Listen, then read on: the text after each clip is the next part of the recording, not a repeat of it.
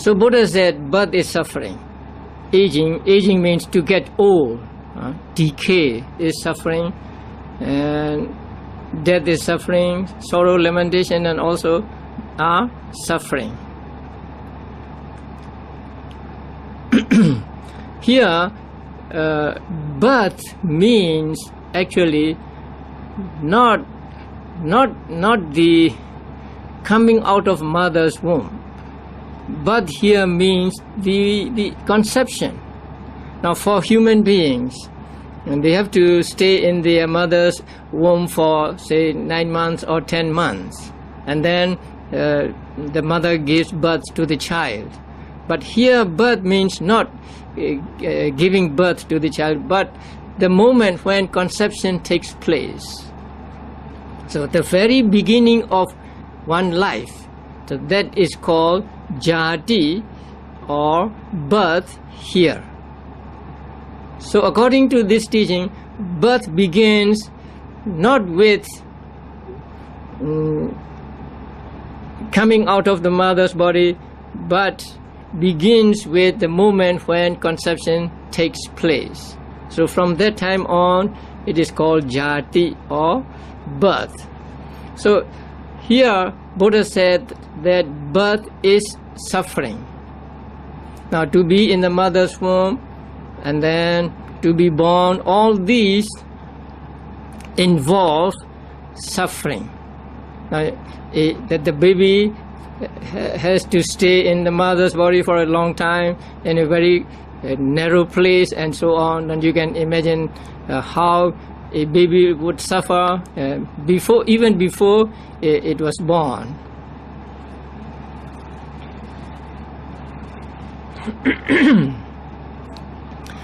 So Buddha said birth is suffering.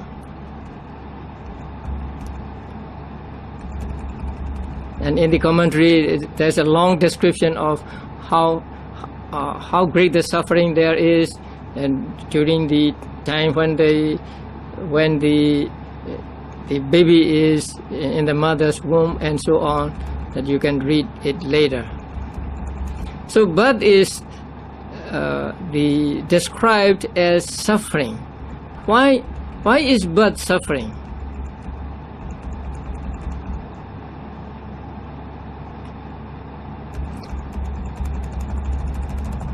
Birth is called suffering because it is the base for all suffering. Now once there is a rebirth, there is also old age and death and disease and so on. So all these we encounter or we experience because there is birth. If there were no birth, we would not suffer all these things. So since birth is the base for all suffering, birth is also described as suffering.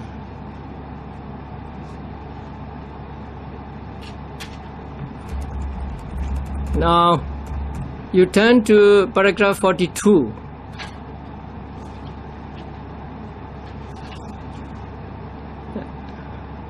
About 4 lines down, you will say all this jati is the base for all this dukkha, something like that. Just above the verse.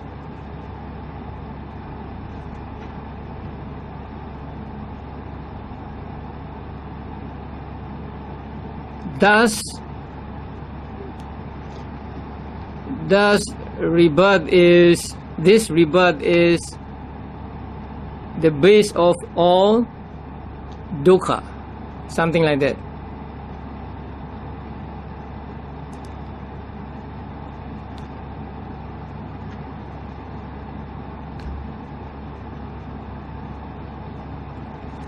There are verses, right? Yeah, above the verses, what do you find?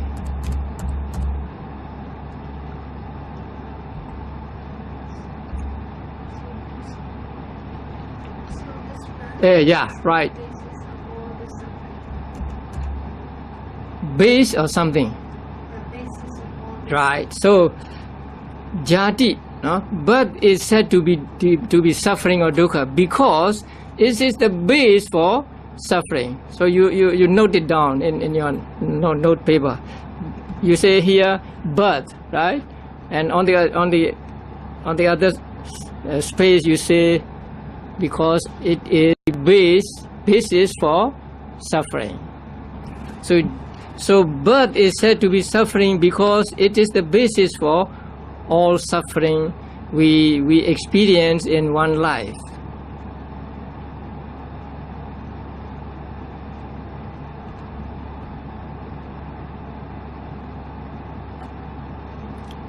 Now the next one is jara, aging or getting old. So getting old is also described as suffering. Getting old means not when you become 40, 50, 60, 70 years of age, but getting old begins immediately after birth. So immediately after birth there is the aging, because moment after moment you are becoming older and older. Now I don't know your name. Amy. So people will say you are young, right? You are growing up. But according to this definition, you are growing older and older. Do you like it? Right? So from the moment you took conception, right? You are getting older and older day by day. So you are older than you were 1 year ago, right? And you are older than the time when you enter this hall, right? So you are getting older and older and older. That is what we call jara. So in the world we say, oh, this girl is growing up to be a woman and so on. But according to the teaching, you are getting older and older and older. And you don't like to be old. No? But can you escape it? Can you stop it? Can you run away from it? No. That is the one aspect of jara, or aging being dukkha, suffering. You don't like it, but you have to take it, right? And also, when one becomes old, there are many things that one doesn't like. Now, when you get old, your body becomes weak. You are not strong as you are young, and that you will understand only when you get to be 70 years old or 80 years old. Now, you cannot walk as fast as before, or you cannot pick up things and so on. And then your eyesight becomes weak. You have to put on glasses, and your hearing may be impaired and so on. So all these come from aging, because your body is getting older and older. It is become less and less efficient, and you no longer look young when you are 60, 70 or 80 years old. And then you forget many things when you get old. And when you get old, sometimes younger people don't want to be with you. Then they may say, oh, this old man, old woman is interfering with us. We don't want to be near to him or to her. So you are like left out from the family or something like that. So all these you suffer because there is old age, there is aging. Because you become old, you have to suffer all these. And also sometimes people act like a child when they become very old. So all these you suffer because there is old age. So old age is also described as dukkha.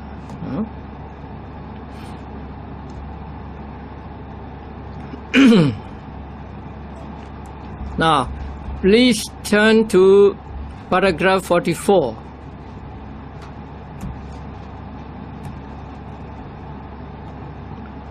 about the end of the paragraph 44, what do you find there? Right.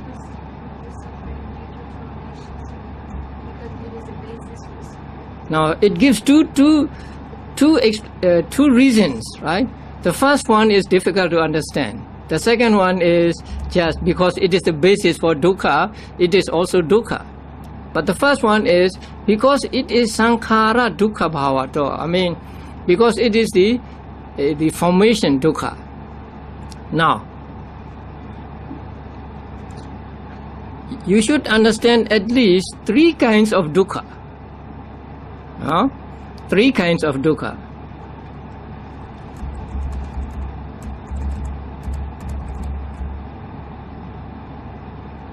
The first dukkha is called in Pali dukkha, because it is a real dukkha. Now wait. You go back to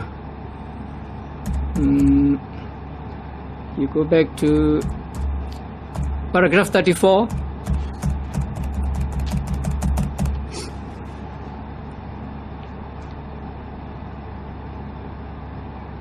There are different kinds of dukkha.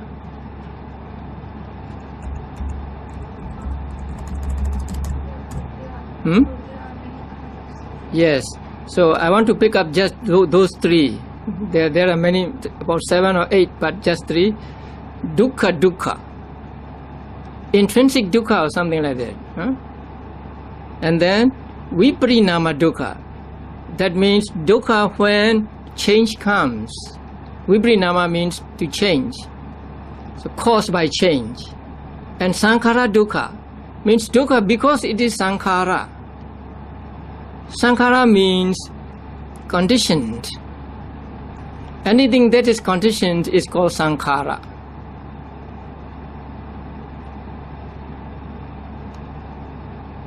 So there are these 3 kinds of dukkha.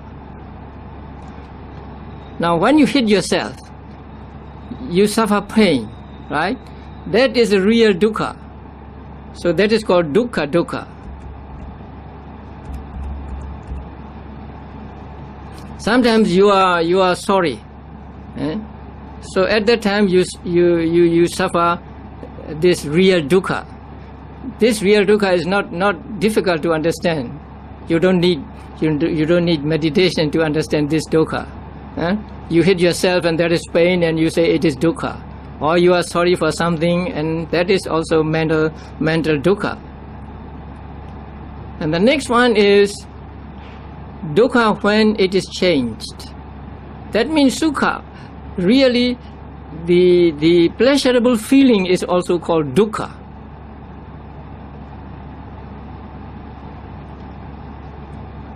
Because when it is gone, you feel sad, you feel sorry. So you are enjoying something, right?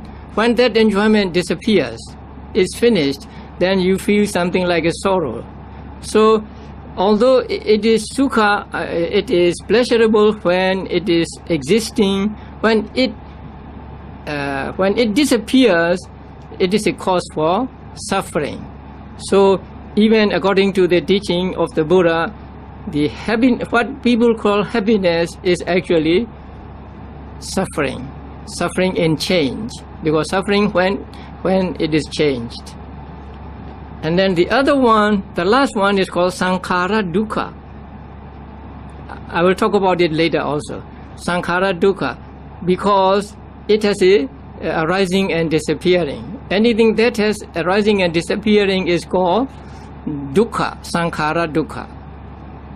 So there are these 3 kinds of dukkhas. Now here jara, old age is described as dukkha because for 2 reasons, right? So the first reason is because they are sankhara dukkha, because they are dukkha, because they are karma formations, and they are dukkha because they are the basis for dukkha.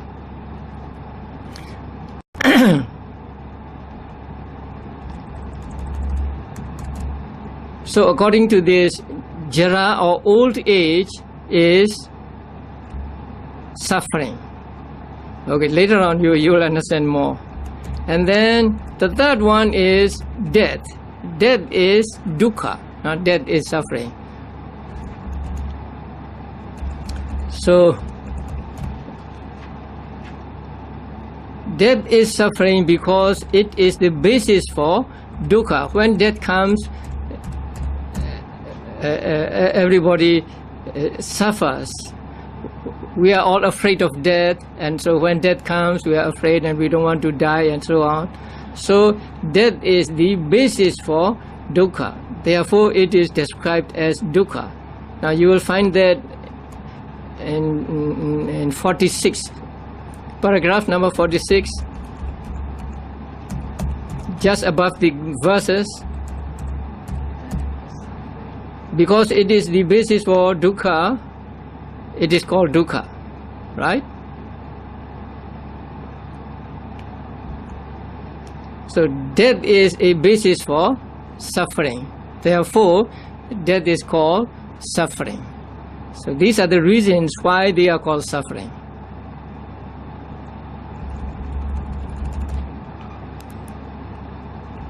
And then next one is sorrow. Sorrow is also suffering. So they are very easy to understand. And sorrow is suffering because it is the real sorrow, and also it is the basis for dukkha. It is a real dukkha, and also it is a basis for dukkha. Therefore, the sorrow is called suffering. That you find in paragraph 48. Okay, so sorrow, and then lamentation. Lamentation means crying, saying some things. Sometimes people cry, saying some things. So that is called lamentation, or in Pali, parideva. So lamentation is also called dukkha because it is sankhara dukkha, and because it is the basis for dukkha. And then pain, bodily pain and mental pain. So both are called dukkha, or suffering, because they are the real dukkha, and also they bring mental pain. Paragraph 50. And then grief. It is also mental pain. It is called dukkha because it is the basis for dukkha, and also it causes the bodily dukkha. It brings also bodily dukkha. And the last one is called despair. That means intense sorrow. And it is also called dukkha because it is sankhara dukkha, paragraph 52, and also it burns the mind or consciousness, and also it is the, what did you say there, of the body.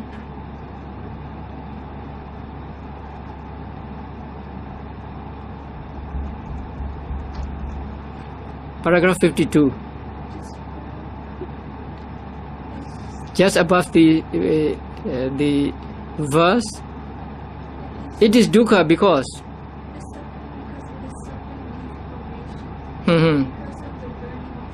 yeah, that one.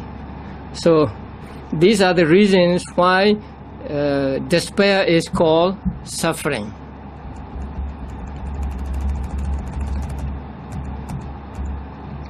And then association with unloved. Here unloved means both animate and inanimate things. To be with a person who you don't love, is suffering. To be with a thing that you do not like is suffering. Now that is very plain, right? If you have to live with somebody whom you don't like, then it is great suffering for you. And if you have to live, let us say, in a place where you don't want to be, like a house, very old house, right?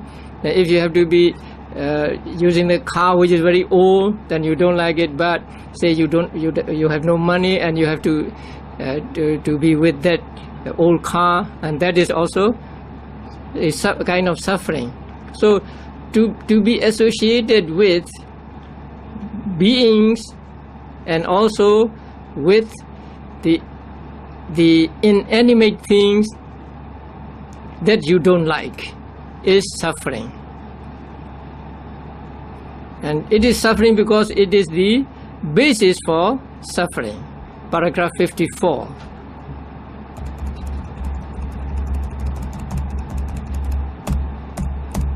And the next one is to be dissociated from suffering.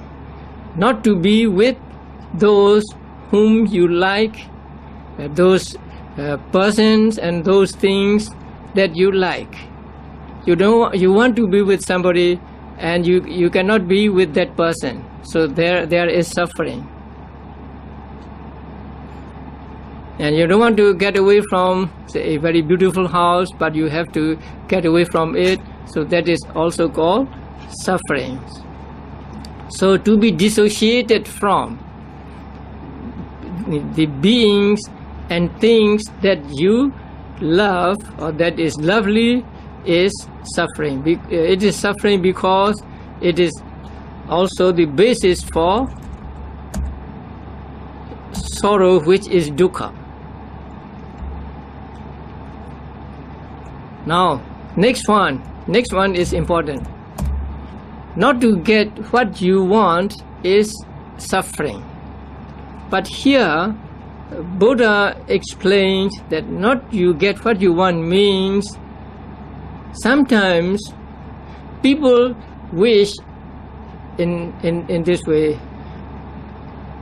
It would be good if I do not get old. It would be good if I do not die, and so on. Can that kind of wish be fulfilled? You say you don't want to get old, right? Yeah. But you cannot get that wish. No. So that is what is called here. Not getting what one wants is suffering.